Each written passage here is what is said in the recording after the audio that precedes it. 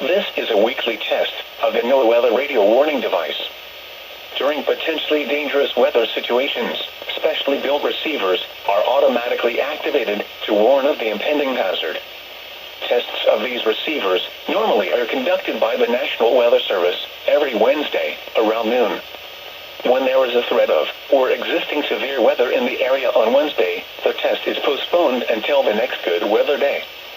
The warning alarm transmitted over this and other NOAA radio stations in southern Wisconsin will normally be activated for watches and warnings that affect the following Wisconsin counties: Richland, Vernon, Adams, Juneau, Marquette, Waushara, Winnebago, Calumet, Manitowoc, Sauk, Columbia, Green Lake, Fond du Lac, Sheboygan, Dodge, Washington, Ozaukee, Iowa, Dane, Jefferson, Waukesha, Milwaukee, Lafayette, Greene, Rock, Walworth, Racine, and Kenosha.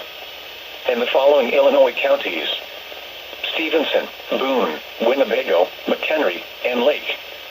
And all adjacent coastal waters of Lake Michigan.